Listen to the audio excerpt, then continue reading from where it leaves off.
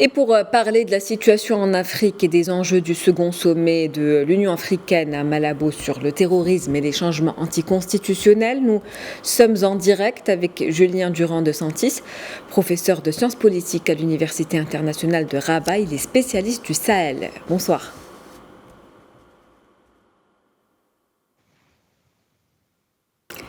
Est-ce que vous m'entendez ? Oui, je vous entends. Alors, d'après vous, quels sont les enjeux de ce sommet extraordinaire sur le terrorisme et les changements anticonstitutionnels, justement ?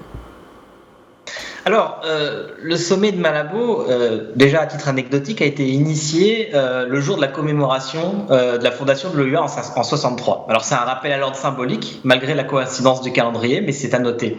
Alors, le sommet, il intervient d'abord dans un contexte de coup d'État. 5 coups d'État survenus depuis l'année dernière, en Guinée-Conakry, Burkina Faso, Mali, Soudan et Tchad. Donc, l'enjeu, dans un premier temps, c'est d'acter une situation de transition non constitutionnelle dans plusieurs États, transition qui menace l'avenir démocratique des pays concernés.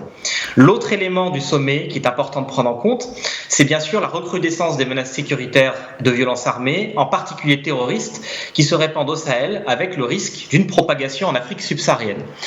Ces violences sont aussi bien liées également à des situations d'insurrection, comme au Cameroun ou en Somalie ou en Centrafrique, situations dans lesquelles on constate de plus en plus des violations des droits de l'homme et qui peuvent entraîner évidemment d'énormes répercussions sur les populations civiles. Donc le sommet de Malabo, il vise avant tout à trouver des solutions concrètes et en tout cas à marquer symboliquement et politiquement la volonté de limiter ces nouvelles menaces, tout en condamnant les coups d'État et les risques entraînés par les insurrections armées en matière de violation des droits de l'homme. Justement, le continent africain est de plus en plus exposé à la menace terroriste. Existe-t-il des liens avérés entre la problématique climatique et les déplacements de la population victime du changement climatique et les conflits en Afrique ? Alors, il reste très complexe de chiffrer et surtout de déterminer des liens de cause à effet directs dans ce domaine-là. Contrairement à une idée reçue, la plupart des conflits africains restent encore alimentés par des dynamiques politiques internes liées en particulier à la capacité des États et des pouvoirs publics à satisfaire les besoins fondamentaux de leurs citoyens. À commencer bien sûr par la sécurité physique, mais aussi l'accès aux services publics de base.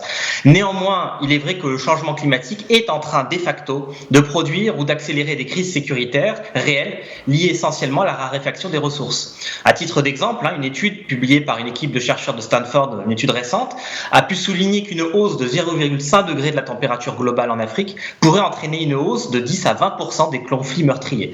Donc par conséquent, il est probable également que des déplacements de population, majoritairement à l'intérieur du continent, vont se multiplier, associant de facto également la situation de réfugiés climatiques à celle de réfugiés politiques. Donc c'est des répercussions concrètes.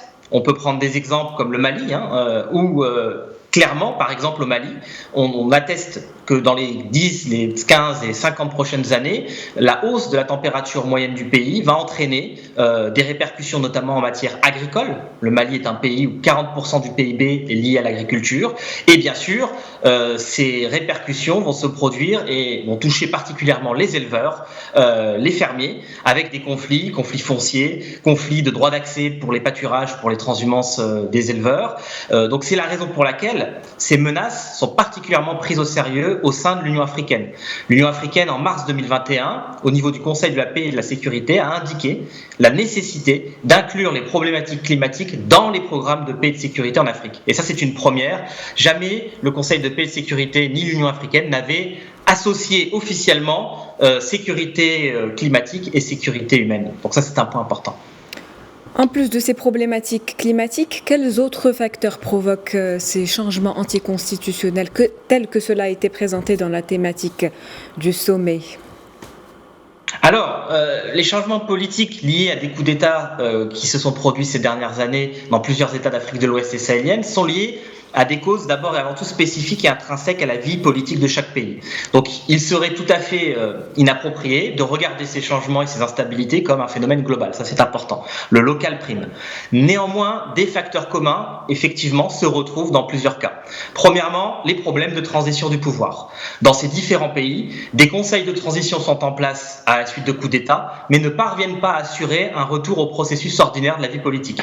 C'est le cas au Soudan. Depuis 2019, une transition est en œuvre, mais n'aboutit pas. Le pays est aujourd'hui en état de siège avec aucune solution politique durable. C'est le cas évidemment au Mali, où aujourd'hui une junte militaire assure de manière intérimaire le pouvoir sans qu'une reprise à la vie politique traditionnelle et ordinaire soit produite. La preuve en est, c'est que la CEDEAO a condamné le gouvernement malien, la junte malienne, du fait de son incapacité à terminer la phase intérimaire.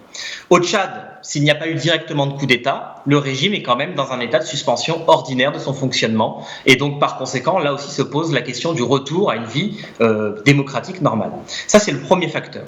Le deuxième facteur, c'est le facteur lié au problème d'insécurité latent de ces différents territoires. Aujourd'hui, plusieurs transitions non constitutionnelles du pouvoir sont légitimées ou appuyées par ceux qui les défendent par l'idée que les pays sont dans une situation d'insécurité et donc il faut des mesures exceptionnelles. Au Mali, par exemple, les attaques conduites par les groupes terroristes des différentes cellules, eh bien, elles menacent le centre de la vie politique de Bamako et par conséquent permettent à la junte militaire d'appuyer la légitimation de son pouvoir exceptionnel. C'est la même chose au Burkina Faso, où le lieutenant-colonel Sandaogo, qui aujourd'hui est à la tête de la junte burkinabé, eh bien, pointe du doigt le fait qu'il est nécessaire d'avoir une situation exceptionnelle d'urgence pour parer les menaces et les attaques terroristes dans le pays. Au Tchad, le Conseil militaire de transition, qui est dirigé par le fils de Feu Idriss Déby, met en avant l'idée qu'il ne peut pas y avoir de retour à la normale tant que le problème de guerre intérieure avec notamment le Front d'Alliance patriotique du Tchad n'est pas réglé, et c'est toujours pas le cas.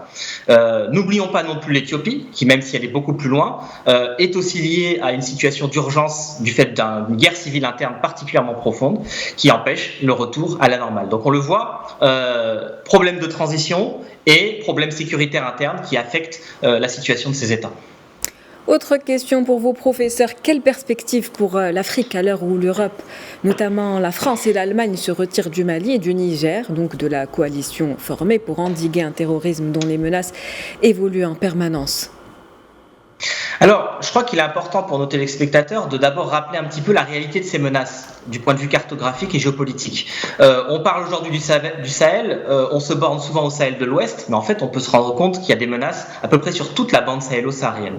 On a deux principaux foyers de foyers terroristes au cœur du Sahel de l'Ouest tout d'abord. Le premier, évidemment le plus important, c'est celui qui est basé entre les pays du Mali, du Burkina et du Niger et qui regroupe les groupes qu'on connaît le plus, AQMI, le Moudjahou ou l'État islamique dans le Grand Sahara. Le second foyer dans le Sahel de l'Ouest, c'est évidemment Boko Haram au Nigeria.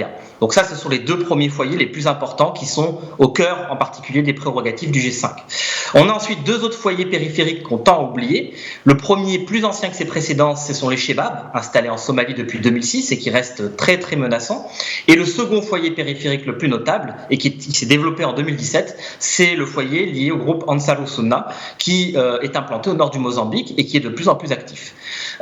Donc ça, c'est important de le savoir parce que ce terrorisme, il est quand même diffusé sur plusieurs niveaux. À noter par contre, et ça c'est peut-être rassurant, que ces foyers n'obéissent pas à des objectifs politiques communs. Il n'y a pas pour l'instant, ou il est difficile pour l'instant de parler de menaces terroristes globales et coordonnées en Afrique, c'est scientifiquement inexact. Par contre, effectivement, ces groupes se renforcent. Donc, dans ce contexte précisément, l'heure est effectivement au retrait pour les puissances extérieures, à commencer évidemment par la France, qui a mis fin quelques mois à l'opération Barkhane. Ce retrait s'est accentué avec la brouille diplomatique entre la France et le Mali, qui a conduit le Mali à exiger le départ inconditionnel de toutes les troupes françaises et qui a dénoncé l'accord de défense qui liait le Mali à la France. Donc ça, c'est quelque chose qui est quand même assez important.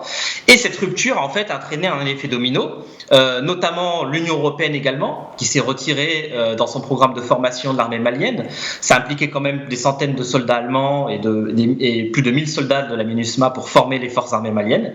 Et ce retrait a ensuite déclenché également le retrait du Mali du G5 Sahel, qui est vraiment un événement de taille, car le pays était initialement le centre de gravité du dispositif, dans tout le fuseau-centre notamment du dispositif. Et justement, puisque vous en parlez, comment l'Afrique peut-elle s'organiser G5 Sahel actuellement ? Et que pouvez-vous nous dire sur la coopération avec le Maroc, qui joue un rôle médiateur et de contributeur aux forces de paix sur le continent ?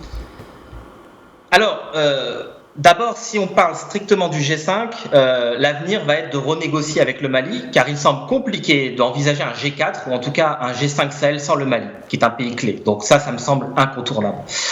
Du point de vue des institutions continentales, l'Afrique, ne l'oublions pas, l'Union africaine dispose d'outils institutionnels, bien sûr le Conseil pour la paix et la sécurité, qui fonctionne sur le modèle du Conseil de sécurité de l'ONU. Il y a également depuis 2004 un projet de force africaine en attente, qui a été déclenché et impulsé par l'Union africaine, mais qui malheureusement n'est toujours pas opérationnel, mais qui permettrait d'avoir une réponse africaine aux problèmes de sécurité de l'Afrique. L'autre point concret, c'est la réimplication des forces africaines dans les opérations de maintien de la paix. On le voit, la MINUSMA est sur la fin de son mandat, elle a impliqué énormément de forces africaines, et pour l'instant, malheureusement, on ne sait pas ce qu'il va y avoir derrière comme relais africain dans cette opération. Du point de vue de l'implication du Maroc, le Maroc est un modèle intéressant, parce que c'est un pays qui est de longue date un contributeur important aux opérations de maintien de la paix sur le continent. Il a su mettre à profit les capacités et les compétences de ses forces, notamment en matière de médecine militaire, par exemple, qui permet d'offrir des capacités de soins aux populations civiles en zone de guerre en Afrique. Ça, c'est un point très important. Donc ce rôle qui est assez exemplaire, permettrait aussi de susciter de nouvelles formes de coopération en matière de paix et de sécurité en Afrique, notamment parmi les plus grandes puissances du continent, c'est-à-dire le Nigeria, l'Afrique du Sud, le Maroc, l'Algérie ou l'Égypte. Et inciter ces pays à coopérer ensemble en Afrique me semble être un point essentiel pour que l'Union africaine devienne un véritable organe de sécurité permettant d'établir, indépendamment des puissances extérieures, ses propres programmes de paix et de sécurité. Merci à vous, Julien Durand de Santis. Merci pour cette intervention. Je rappelle que vous êtes professeur de sciences politiques à l'Université internationale de Rabat. Merci à vous. Excellente soirée.